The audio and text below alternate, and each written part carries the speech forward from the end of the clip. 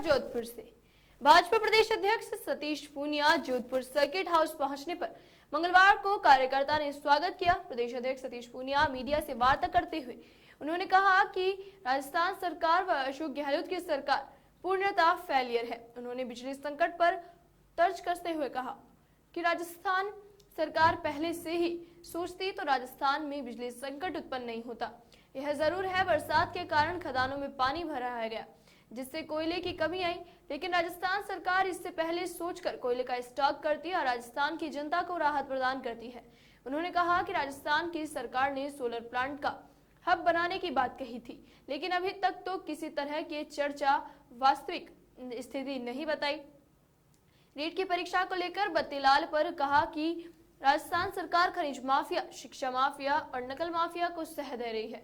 उस पर अंकुश लगाने के लिए पुलिस विभाग को निष्क्रिय कर रखा है, लेकिन सक्रिय कार्यकर्ता कांग्रेस के हैं और जिस गांव में है यह उसी गांव में शिक्षा का सदस्य भी बनाया गया है। उपचुनाव को लेकर कहा कि दोनों सीटों पर भाजपा ही जीतेगी और कुछ टिकट वितरण को लेकर विवाद उत्पन्न हुआ था, लेकिन भाजपा नीतिगत विचारधारा के साथ टिकट वितरण करती है। जिताए हुए सच्चे कार्यकर्ता को चुनाव लड़ती है। ये पार्टी की विचारधारा के साथ निर्णय लेती है। अशोक गहलोत जी जादूगर हैं, लेकिन ज्योतिष नहीं है और उनका अंकगणित और ज्योतिष हमेशा खराब रहता है। मैं अभी पिछले कई दिनों से जोधपुर बराबर आता रहा हूँ। पीछे अभी मैं जब वॉशरूम में गया तो एक सैनिटाइजर की बोतल रखी है जिसका पंप ठीक से उस समय भी काम नहीं कर रहा था और आज भी नहीं कर रहा है। तो जो व्यक्ति जोधपुर के सर्किट हाउस के सैनिटाइजर के पंप को ठीक नहीं कर सकता और राजस्थान को भी दुरुस्त नहीं कर सकता, इसलिए मुझे लगता है कि ये उनका दम्भ है, अभिमान है। मुझे ऐसा लगता है कि राजस्थान में जो स्थितियां बनी हैं कांग्रेस की, देश में राहुल गांधी जी और प्रदेश में अशोक गहलोत जी, ये दोनों पर्याप्त हैं कांग्रेस की विदाई के लिए, कांग्रेस के वैचारिक और नीतिगत रूप से देश के नक्शे से गायब करने के लिए। तो मुझे उन्होंने जो कहा है कि मैं 15 साल राज करूंगा और कांग्रेस आएगी, तो इसका तार्किक कोई आधार नहीं है। अपनी बौखलाहट है। पार्टी के भीतर जो संघर्ष उनको जिंदगी में पहली बार इस चुनौती का सामना करना पड़ रहा है, उसके कारण जो परिस्थितियां बनी है, तो उनके दावे में मुझे कोई सियासी तौर पर मुझे उसमें दम नजर आता नहीं है। जैसा आपने आरोपी पकड़ा है सर अभी बत्तीलाल 2 दिन पहले ही, और कल रोहतास राजी ने एक बयान दे दिया कि इसमें बीजेपी के कई लोगों के भी पत्ते खुलेंगे। हाथ कंगन को आरसी क्या और सूरदास भी बता देगा कि बत्तीलाल एचेर गांव का है और वो कांग्रेस का पंजीकृत कार्यकर्ता है।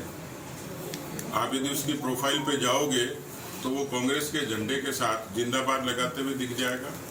कांग्रेस के तमाम नेताओं के साथ दिखेगा, कुछ बीजेपी के नेताओं के साथ उसकी फोटो जरूर है, लेकिन वो वहाँ की एचेर गांव की जो विद्यालय की प्रबंधन समिति है उसका सदस्य है। जो सदस्य वहाँ का कांग्रेस का विधायक अशोक बैरवा ने उसको नामांकित किया, इसके भी डॉक्यूमेंट आपके पास भी हैं। तो मुझे लगता है कि ये जो बयान दिया है ये अपनी खींच मिटाने के लिए दिया है।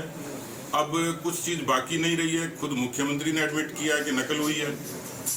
डोटासरा जी, सुनना भैया, डोटासरा जी ने खुद ने भी इस बात को एडमिट किया है, क्योंकि सस्पेंशन हुआ, पकड़े गए, तो अब कोई और प्रमाण की जरूरत थोड़ी है। वो ये कह रहे 2-4 जगह हुई है तो बाकी जगह नहीं हुई, इसकी गारंटी अशोक गहलोत जी कैसे देंगे।